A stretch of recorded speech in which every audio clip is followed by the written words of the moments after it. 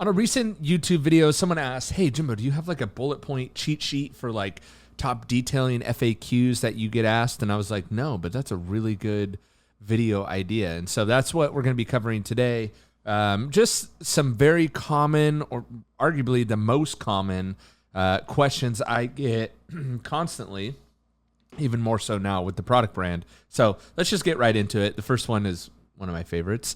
Do I need a 2-bucket method? So if you watch just about everyone, they use a 2-bucket method to wash their car. So the idea is that you would pre-rinse the car, then you have a dedicated bucket with a grit guard in both, 2 buckets with a grit guard in both. You would have your soap and water in one, and then you would just have plain water in that second bucket.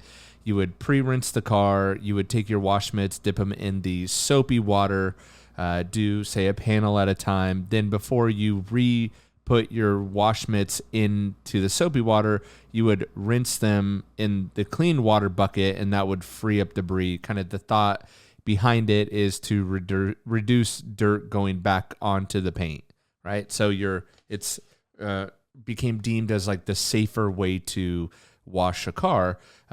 And what I have found, and it's strictly my opinion, is that the pre-rinse and washing your car with the 2-bucket method, not only does it add a lot of kind of equipment, it also adds a lot of time. And it's, in fact, actually not really any safer, because what I found in my personal testing is that when you pre-rinse a car with just water, it doesn't really do anything.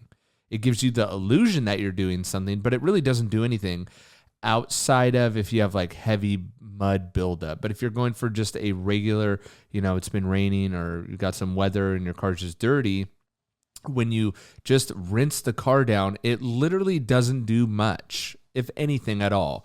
So, and that's not even talking about, modern soaps like the Super Soaper that really lifts away the dirt. So, even if you were using a safer soap, the 2-bucket method is just really outdated. So what I recommend instead is to pre-soak. So instead of pre-rinse, you're pre-soaking. And we're starting to see a lot more people do this, and it's becoming a lot more mainstream, a lot more talked about, a lot more used, because it's actually safer. It actually is safer. You get the car cleaner, and it is just simply more effective and efficient than the 2-bucket method. So that's what I do. I pre-soak, pre-foam, whatever you want to call it, and then I will let it dwell. I will rinse. I will re-foam, and then only then, if you need to, you can, on the second foam, you can do a contact wash.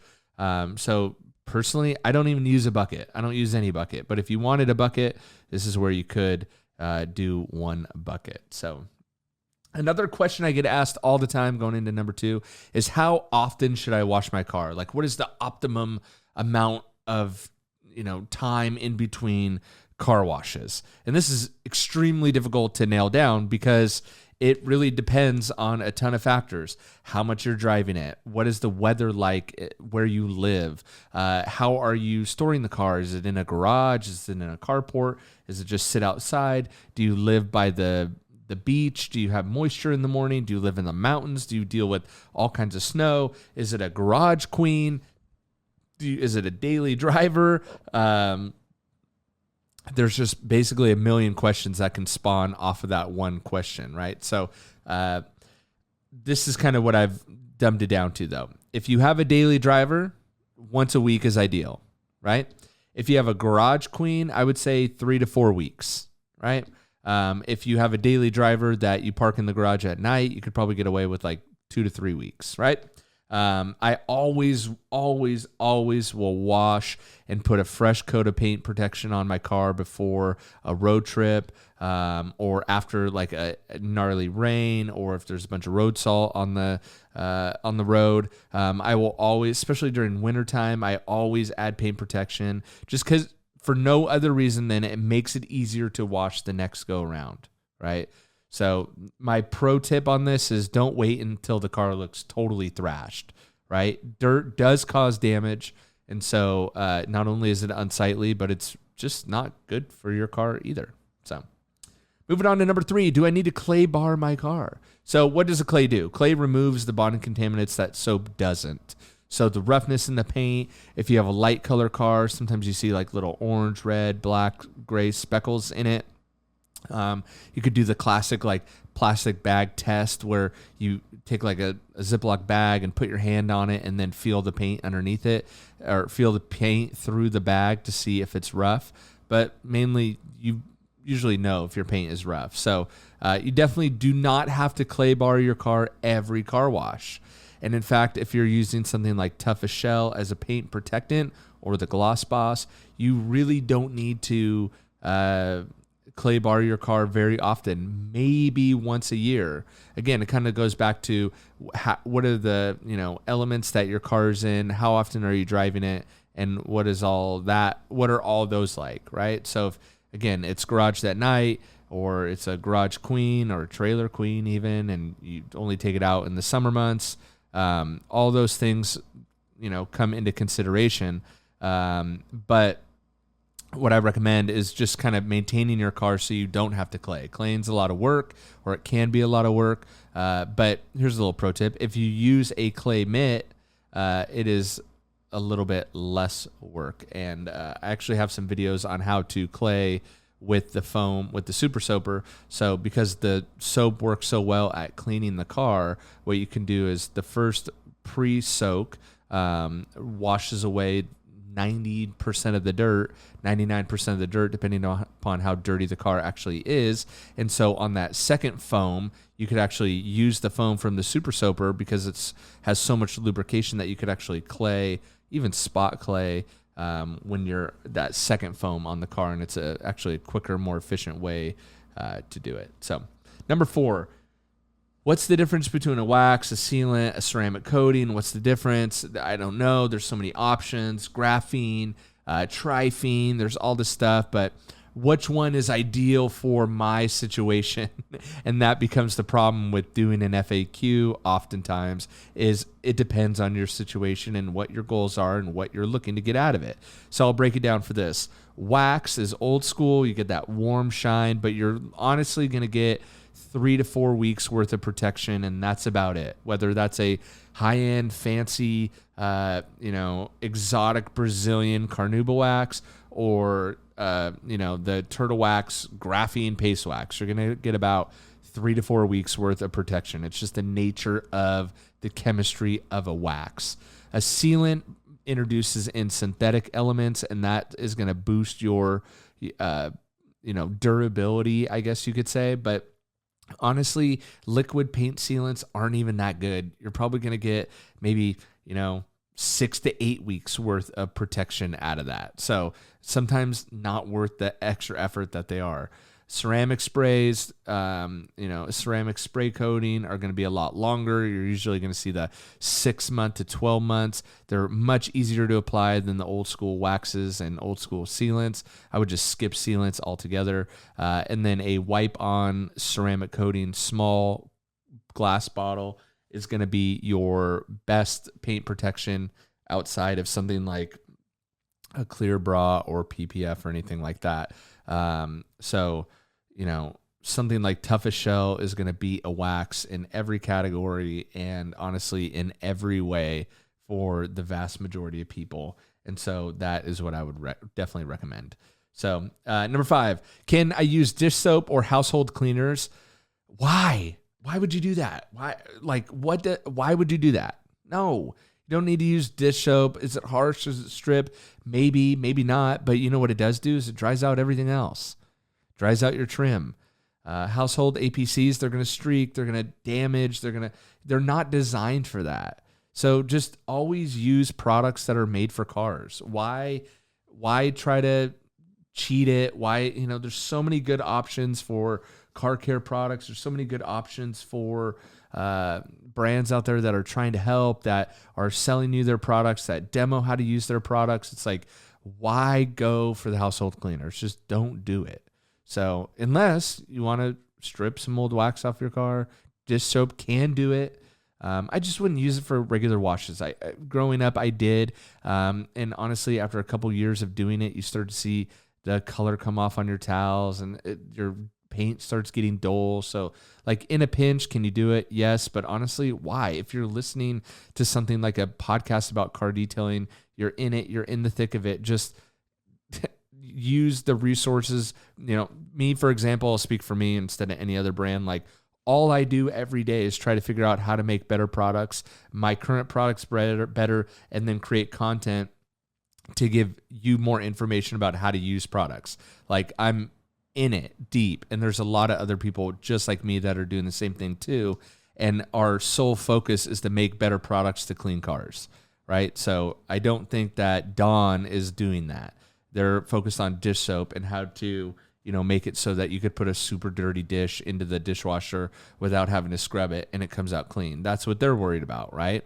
So though it may work, though you may be able to do it, my question would be like, why, right?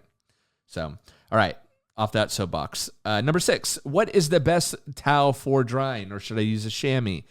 Avoid bath towels. They scratch really bad. Cotton towels scratch really bad. So use high quality microfiber drying towel. I like the XL drying towel, right? That's what I like. I like those big drying towels. They work super good. They're super plush. They're edgeless. They're high GSM. They're just perfect for drying a car. And you can use them to kind of blot them. And you're going to really, when you pair it with a really good soap and you have a clean surface, it makes the drying process super safe. So, the massive drying towel gets, you could do probably 3 or 4 cars, dry it, hang it out to dry. And because you use a super soaper, your car's clean. You're not picking up any dirt in the towel. You don't have to worry about a drying aid or anything like that. Number 7 is Touchless. Is Touchless car washing safe? Yes, it is, if you pre-foam. So again, don't go for the pre-rinse, pre-foam. Soak a dry car in foam, rinse it properly, and your car will be so much cleaner, so much safer. This is great for maintenance washes, especially on ceramic coated cars. This is what all the cars that I ceramic coat, I tell my customers to do. I either sell them or give them a bottle of super soaper to test out. I tell them, hey, foam it dry, rinse it, foam it again, rinse it, boom, hit it with the massive drying towel, you're done. And the feedback that I'm getting on it from my customers that have ceramic coated their cars is they're amazed. They're like, this is so easy. This is so much better than going to the touchless wash too. So touchless washes won't always remove heavy grime alone. Again, going back to like, if depending upon where you live, your situation, the pre-soak and rinse is going to get like 95% of the dirt. Right? If you use deionized water, it makes it even a little bit better. But again, it gets a significant more amount, a significantly greater amount of dirt and grime off the car than rinsing and doing the 2-bucket method. So, number 8, how do I avoid swirl marks? Well, we pretty much have already covered it, but pre-foaming, not pre-rinsing before touching the paint, using clean microfiber towels. 1 bucket with a grit guard works fine, or no buckets. I have videos on just using a microfiber towel. Dry the vast majority of your car with a blower. Don't use cotton towels. Use something like the Ryobi blower, compressed air, a leaf blower, something to help you get the vast majority of the water off the car. Obviously, having a paint protection on there to make the water beat up is going to help you to dry the car. Making sure you keep your towels clean. Some people like to separate their paint towels from their, wheel towels. That's a great tip as well. That significantly helps with it. But honestly, if you pre-foam, if you use deionized water, that's ideal because then you don't have to worry about water spots. So yeah. Number 9, what's the right order? Wash, clay, polish, protect, blah, blah, blah. Can I apply the ceramic coating on top of toughest shell? Can I put gloss boss on top of toughest shell? Or can I put toughest shell on top of the gloss boss? What is the correct order? Here is the correct order. You want to wash the car. Washing the car removes any loose dirt. Then you want to clay bar the car because those remove the bond and contaminants in the car. Those are the little specks that are embedding themselves into the pores of the paint. Then, ideally, you may or may not need to do this part. Clay bar and washing, non-negotiable. Polishing, it's going to remove defects, boost gloss. Optional, kind of. If you have a dark color car, you're probably going to want to polish it. If you if you have a light color car, you could probably get away with not polishing it. Polishing just removes a lot of the imperfections in the paint. Not the bonding contaminants, but the like spider webbing, any scratches, stuff like that. Then after you do that, you want to protect it. You want to seal in those results. If you do a small glass bottle wipe-on coating, that goes first. That would be your base layer. And then you can maintain it with something like a ceramic spray, like Toughest Shell, a quick detail spray, a spray wax. Any of the sprayable products go on top of the wipe-on. The wipe-on does not go on top of anything. That's an easy way to remember it. So you can definitely skip the polish if the paint's already in good shape. But if you're going to do a small glass bottle wipe-on coating, make sure you do that first. And yes, you can put a wax on top of a sealant, a wax on top of a ceramic spray coating. I've done it all. I've played with all the combinations, and you definitely can do it. You don't need to overthink the moment. You can use a ceramic spray 1 week and a spray wax the next, and it's going to be 100% okay. Final one, number 10, do I need to polish before a ceramic coating?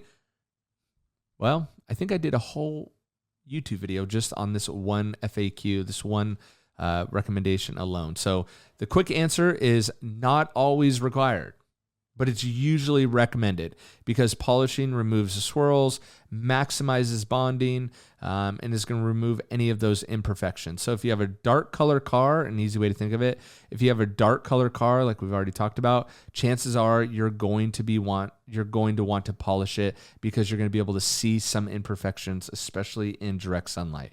If you have a really light color car, white, light gray, silver, something like that, you probably aren't going to need to polish the car, but use your best judgment. Look at the sun or look at the car in direct sun and kind of say, hey, how am I going to maintain this car? Am I going to run it through the tunnel car wash? How picky do I want to be about it? What elements am I living in? How am I going to maintain it? And am I up to maintain it? If I do polish it, am I up to maintaining it to make sure I don't completely ruin my polish job?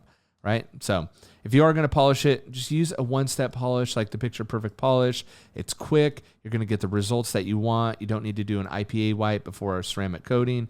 In fact, I'm recording this podcast episode right in the middle of doing a polish and coating job. And I just finished all the polishing with the Picture Perfect polish. And I'm about to end this podcast and go put on the Gloss Boss. So yeah, use the Picture Perfect polish. Coating, it's quick and easy. So those are 10 FAQs. Let me know if I should do any more, if I should do this again. But those are the 10 that I thought about. So hopefully that helps a lot of you. And I will catch you guys on the next one. See ya.